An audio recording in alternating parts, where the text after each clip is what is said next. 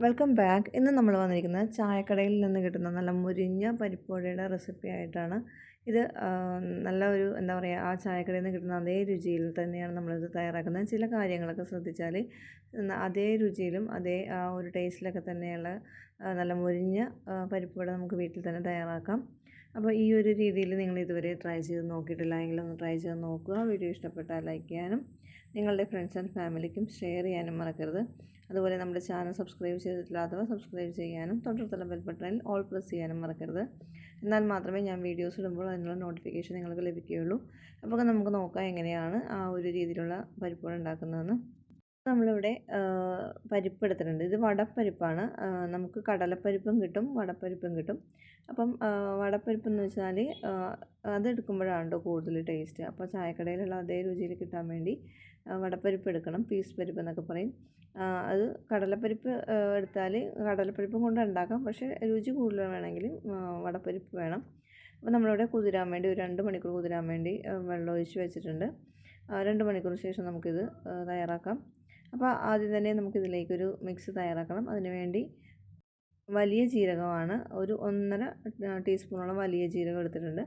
ഇനി തൊലിയോട് കൂടിയ വെളുത്തുള്ളി, ആ തൊലിയുടെ നന്നായിട്ട് കഴുകി ആ രണ്ട് സൈഡും ഒന്ന് നമുക്ക് കളഞ്ഞിട്ട് തൊലിയോട് കൂടി എടുത്തിട്ടുണ്ട്. ഒരു 6 കഷ്ണം എടുത്തിട്ടുണ്ട്. ഇനി വേണ്ടത് കറിവേപ്പില, കുറച്ച് നല്ല ഫ്രഷായ കറിവേപ്പില ഇട്ട് കൊടുക്കാം. ഇനി വേണ്ടത് വറ്റൽമുളക്, ഒരു 3 വറ്റൽമുളക്. അപ്പോൾ നല്ല എരിവുള്ളത് കൊണ്ടാണ് കേട്ടോ ഞാൻ 3 ചേർക്കുന്നത്. കുട്ടികൾക്ക് കൊടുക്കുകയാണെങ്കിൽ എരിവ് കുറച്ചാണ് എടുത്തിരിക്കുന്നത്. ഇനി നമ്മളിവിടെ വെള്ളം 2 മണിക്കൂറിന് ശേഷം വെള്ളമൊക്കെ വാരാൻ വേണ്ടി ഒരു അരിപ്പയിൽ എടുത്തിട്ടുണ്ട്. വെള്ളം നന്നായിട്ട് വാർന്നു പോയതിന് ശേഷം മാത്രം നമുക്കിത് അരച്ചെടുക്കണം. അപ്പോൾ ആദ്യം തന്നെ നമ്മളിത് ആ ഒരു മിക്സിയിലിട്ട് നന്നായിട്ടൊന്ന് ക്രഷ് ചെയ്തെടുത്തിട്ടുണ്ട്. ഒരുപാട് അരഞ്ഞു പോയിട്ടില്ല, ജസ്റ്റ് ഒന്ന് ക്രഷ് ചെയ്തെടുത്തിട്ടുണ്ട്. ഇനി നമുക്ക് ഈ ഒരു നമ്മൾ വെള്ളം വാരാൻ വേണ്ടി വെച്ചിരിക്കുന്ന അതിൽ നിന്ന് നമുക്ക് 2 ടേബിൾ സ്പൂണോളം മാറ്റി വെക്കാം. കാരണം ഇതെല്ലാം അരച്ചതിന് ശേഷം ഒന്ന് ചെറുതായിട്ടൊന്ന് ഫ്രഷോട് കൂടി ഇടണം. അപ്പോൾ നമുക്ക് കടിക്കാൻ കിട്ടുമ്പോൾ ഒരു പ്രത്യേക ടേസ്റ്റ് തന്നെയായിരിക്കും. അപ്പോൾ ഞാനത് മാറ്റി വെച്ചിട്ടുണ്ട്. ഇനി നമ്മളിത് വെള്ളം മാറ്റാൻ വേണ്ടി വെച്ചിരിക്കുന്നതിലേക്ക് നമുക്ക് ഈ ഒരു മിക്സിലേക്ക് തന്നെ നമുക്കിത് അരച്ചെടുക്കാം. അപ്പോൾ ഒരുപാട് തരി പോലെ ഒന്നും അരക്കരുത്, ജസ്റ്റ് ഒന്ന് ക്രഷ് ചെയ്തെടുത്താൽ മതി. ഒന്ന് പൾസ് ബട്ടണിലിട്ട് 2-3 പ്രാവശ്യം ഒന്ന് പ്രസ് ചെയ്തെടുത്താൽ മതി. അപ്പോൾ ഞാൻ ഇതെല്ലാം കുറേ ഉള്ളതുകൊണ്ട് 2-3 സെക്ഷനായിട്ടാണ് ഞാനിത് അരച്ചെടുക്കുന്നത്.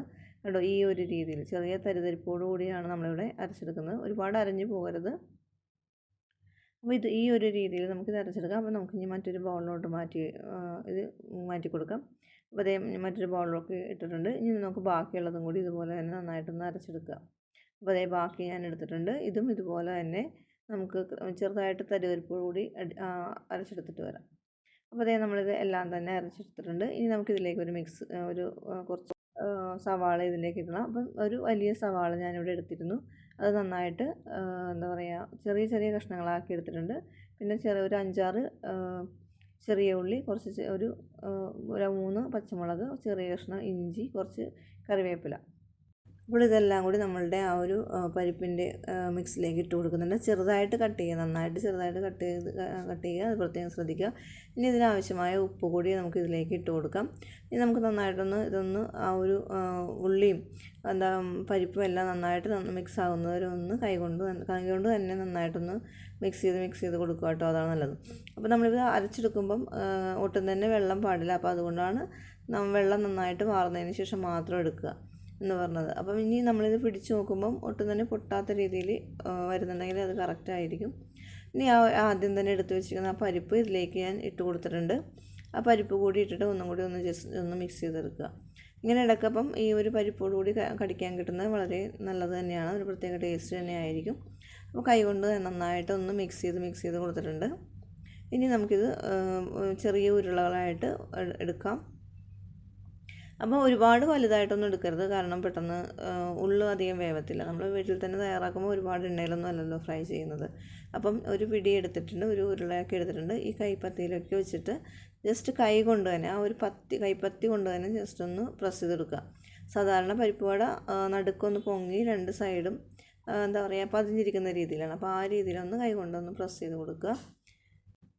അതിനുശേഷം ഇതുപോലെ കൈ കൊണ്ടൊന്ന് ജസ്റ്റ് സൈഡായിട്ടൊന്ന് ജസ്റ്റ് ഒന്ന് പരത്തി കൊടുത്താൽ മതി.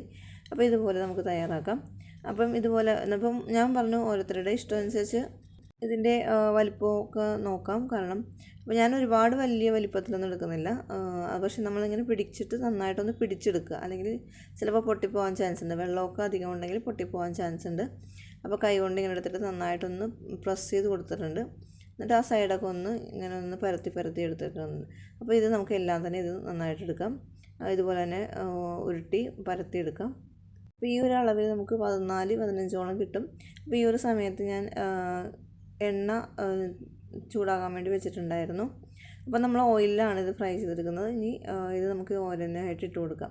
ഇപ്പം നിങ്ങളുടെ കുഴിവായ ചീനച്ചട്ടി ഉണ്ടെങ്കിൽ അപ്പോൾ അതിലിട്ടിട്ട് ഒരു 3-4 കൂടി ഇട്ട് ചെയ്താൽ മതി. ഇപ്പം എൻ്റെ കയ്യിൽ പരന്ന ചട്ടി ആയതുകൊണ്ടാണ് കേട്ടോ. ഒരുപാട് എണ്ണ ഒന്നും ഉപയോഗിക്കുന്നില്ല ഞാൻ, എന്നാലും ചെറുതായിട്ടൊന്ന് മുങ്ങുന്ന രീതിയിൽ. അപ്പം നന്നായിട്ട് എണ്ണ എല്ലാം മുങ്ങുന്ന രീതിയിൽ എടുത്താൽ തന്നെ നല്ല ക്രിസ്പിയോടുകൂടി തന്നെ കിട്ടും. അപ്പം ഈ കുഴിവുള്ള ചട്ടി ഉണ്ടെങ്കിൽ അതിൽ ഫ്രൈ ചെയ്യുന്നതാണ് ഏറ്റവും നല്ലത്. അപ്പോൾ അത് കഴിഞ്ഞ് നമുക്കിത് തിരിച്ചും മറിച്ചും ഇട്ട് ഒരു മീഡിയം ഫ്ലെയിമിൽ, ഹൈ ഫ്ലെയിമിൽ ഒരിക്കലും വെക്കരുത്. ഹൈ ഫ്ലെയിമിൽ വെച്ചാൽ ഉള്ളു വേഗത്തില്ല, പക്ഷെ പുറമേ പെട്ടെന്ന് തന്നെ കരിഞ്ഞു പോകും. അതുകൊണ്ട് മീഡിയം ഫ്ലെയിമിൽ വെച്ചിട്ട് നന്നായിട്ടൊന്ന് ഇതൊന്ന് ഫ്രൈ ചെയ്തെടുക്കുക. ഒരു ലൈറ്റ് ബ്രൗൺ കളർ ആവുന്നത് വരെ നന്നായിട്ടൊന്ന് ഫ്രൈ ചെയ്തെടുക്കുക ഇത്. അപ്പോൾ തിരിച്ചും മറിച്ചും ഒരു 3-4 പ്രാവശ്യം ഇങ്ങനെ ഇട്ടിട്ട് നന്നായിട്ടൊന്ന് ഫ്രൈ ചെയ്തെടുത്താൽ മതി. ഇപ്പോൾ ഇത് നന്നായിട്ട് ഇപ്പോൾ ഒരു കളറൊക്കെ ചേഞ്ചായി വന്നിട്ടുണ്ട്, കണ്ടോ. ഇത് അങ്ങനെ തിരിച്ചും മറിച്ചും ഇട്ട് ഒരു 3-4 പ്രാവശ്യം ഞാൻ തിരിച്ചും മറിച്ചും ഇട്ട് ഒന്ന് ഫ്രൈ ചെയ്തെടുത്തിട്ടുണ്ട്. മീഡിയം ഫ്ലെയിമിൽ തന്നെ വെക്കുക, ഒരിക്കലും ഹൈ ഫ്ലെയിമിൽ വെക്കരുത്. ഇപ്പോൾ ഇതേ നമുക്ക് കറക്റ്റ് പാകമായി വന്നിട്ടുണ്ട്. ഇത് ഈ ഒരു അളവിൽ മതി കേട്ടോ, കാരണം ഒരുപാടായാൽ ഒരുപാട് കളർ മാറും. അതുപോലെ ഒരുപാട് ബ്രൗൺ കളറാകാൻ വേണ്ടി വെയിറ്റ് ചെയ്യേണ്ട. കാരണം ഇപ്പോൾ ഈ ലൈറ്റിലാണ് ഈ ഒരു കളറിൽ നിന്ന് നമുക്ക് ഇത് മാറ്റിയെടുക്കുമ്പോൾ അറിയാം നന്നായിട്ട് കളറായിട്ട് തന്നെ വന്നിട്ടുണ്ട്. അപ്പോൾ ഈ ഒരു സമയമാകുമ്പോൾ നമുക്കിതെല്ലാം തന്നെ നന്നായിട്ട് ഫ്രൈ ചെയ്തെടുക്കുക. ഏകദേശം ഒരു 5 മിനിറ്റിൽ കൂടുതൽ നമുക്ക് ഇതുപോലെ തന്നെ ഫ്രൈ ചെയ്തെടുക്കാം. അപ്പോൾ ബാക്കിയുള്ളത് ഞാൻ ഇതുപോലെ തന്നെ ഫ്രൈ ചെയ്യാൻ ഇട്ട് കൊടുക്കുകയാണ്. അപ്പോൾ ഞാൻ ആദ്യം പറഞ്ഞ പോലെ വലിയ കുഴിവുള്ള ചീനച്ചട്ടി ഉണ്ടെങ്കിൽ അതിൽ ഫ്രൈ ചെയ്തെടുക്കുന്നതാണ് ഏറ്റവും നല്ലത്. അപ്പോൾ നമുക്ക് ബാക്കിയെല്ലാം ഇതുപോലെ തന്നെ ഫ്രൈ ചെയ്തെടുക്കാം. അപ്പോൾ അതേ നമ്മളെല്ലാം തന്നെ ഇതുപോലെ ഫ്രൈ ചെയ്തെടുത്തിട്ടുണ്ട്. വളരെ പെട്ടെന്ന് തന്നെ എന്താ പറയുക, ഈ പരിപ്പ് കുതിർത്തിടുന്ന സമയം മാത്രം മതി. ബാക്കി വളരെ പെട്ടെന്ന് തന്നെ ഏകദേശം ഒരു 10 മിനിറ്റ് 15 മിനിറ്റ് ഒന്നും വേണ്ട. അതിൽ ഉള്ളിൽ തന്നെ നല്ല അടിപൊളി ക്രിസ്പിയായ നല്ല മുരിഞ്ഞ ചായക്കടയിൽ കിട്ടുന്ന അതേ രുചിയിലുള്ള പരിപ്പ് വട നമുക്ക് വീട്ടിൽ തന്നെ തയ്യാറാക്കാം. അപ്പോൾ ആദ്യം നമ്മൾ ചേർത്ത ആ ഒരു മിക്സ് ഒരിക്കലും സ്കിപ്പ് ചെയ്യരുത്. അതാണ് ഇതിൻ്റെ ഈ ഒരു ചായക്കടയിൽ കിട്ടുന്ന ടേസ്റ്റ് കിട്ടുന്നത്. അപ്പോൾ നിങ്ങൾ ഈ ഒരു രീതിയിൽ ഇതുവരെ തയ്യാറാക്കി നോക്കിയിട്ടില്ല എങ്കിലൊന്ന് തയ്യാറാക്കി നോക്കുക. എല്ലാവർക്കും തീർച്ചയായിട്ടും ഇഷ്ടപ്പെടും. വീഡിയോ ഇഷ്ടപ്പെട്ടാൽ ലൈക്ക് ചെയ്യാനും നിങ്ങളുടെ ഫ്രണ്ട്സ് ആൻഡ് ഫാമിലിക്കും ഷെയർ ചെയ്യാനും മറക്കരുത്.